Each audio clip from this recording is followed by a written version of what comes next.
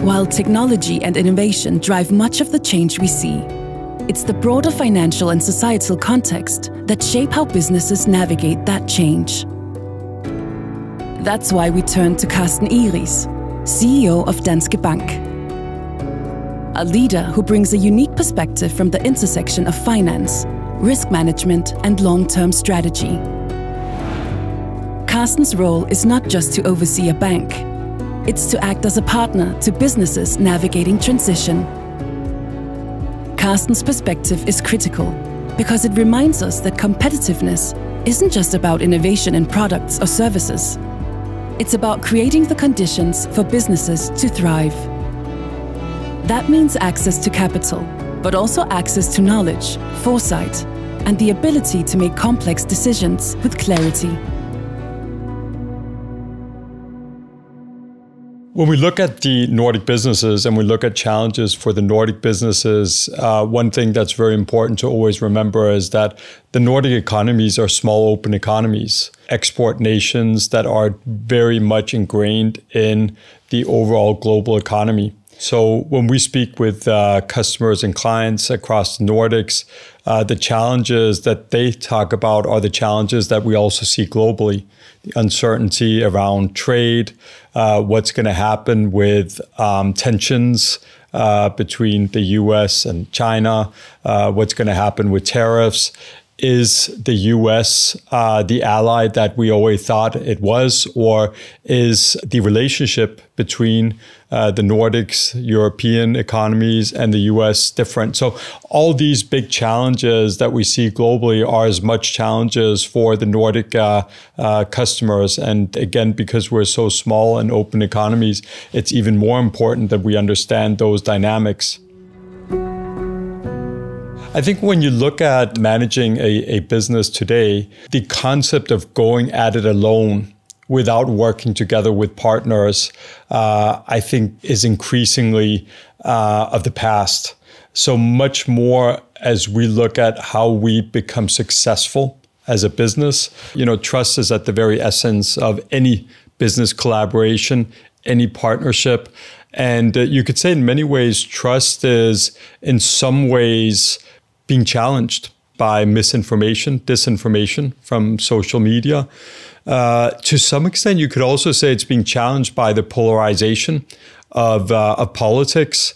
You see that across Europe. You see it in other places in the world.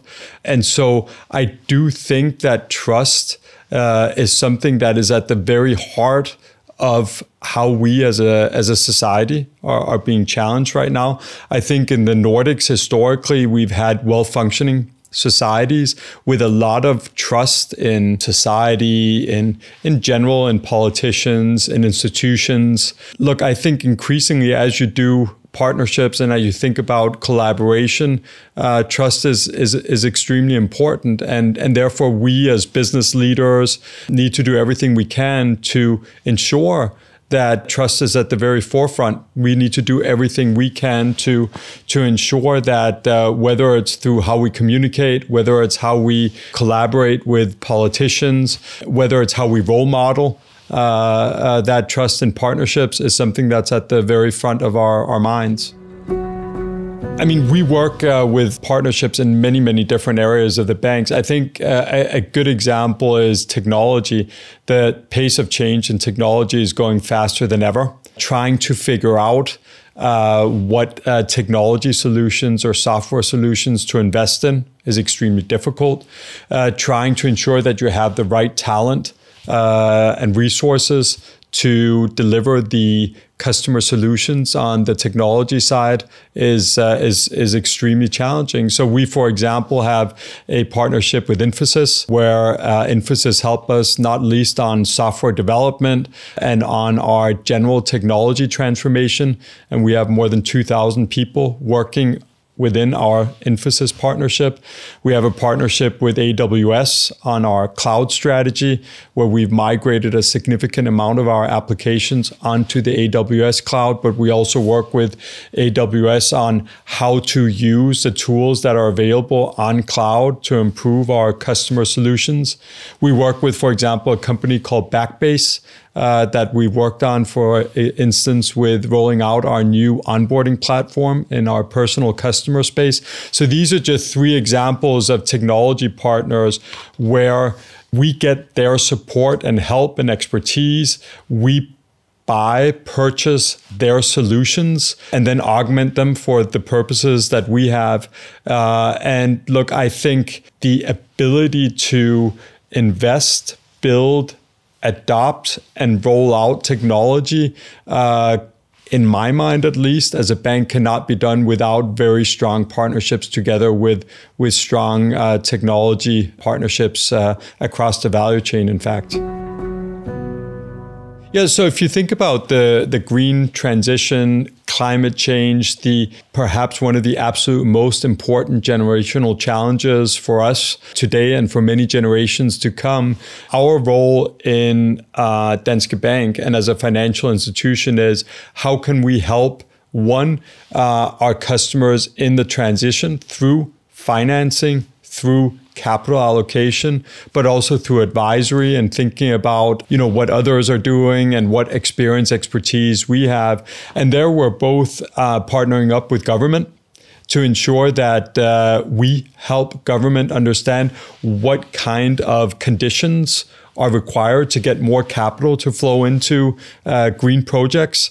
We've recently done a piece of work here in Denmark together with COVI, where we've tried to look at what best practice cases are there across Europe when it comes to, for example, offshore wind to get financing and projects going. And we've used that report to come with very concrete examples and ideas for government on how we can get those conditions rolled out here in Denmark. And then we can partner up with government and then with our clients to get more of these projects up and running, which of course is critical to accelerate our transition and to get more renewable energy projects up and running across Denmark, but also across Europe. We've always been part of helping our clients to release their potential through being an intermediary, through helping them make investments in new projects, through helping them get capital so they could make acquisitions, through helping them invest in research and development and innovation.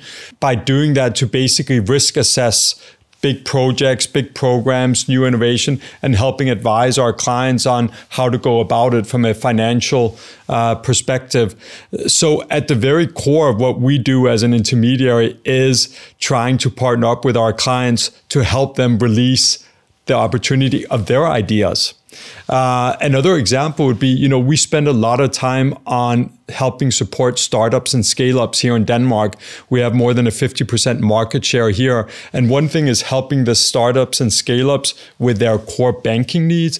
But another thing is how we can be a platform where we connect investors, both institutional investors, but also private banking investors that are interested in investing in startups and scale-ups, and then bringing them together. So bringing capital demand, if you will, together with supply, and us being there again, helping forge that partnership and bringing that to life. I think that in general, Nordic societies are seen as being quite innovative, very digitalized countries.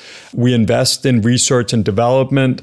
We have a lot of fantastic global innovative companies. So I think in many ways at the very core DNA of the Nordics, being small open economies, actually enjoying to travel and to listen and to explore new things.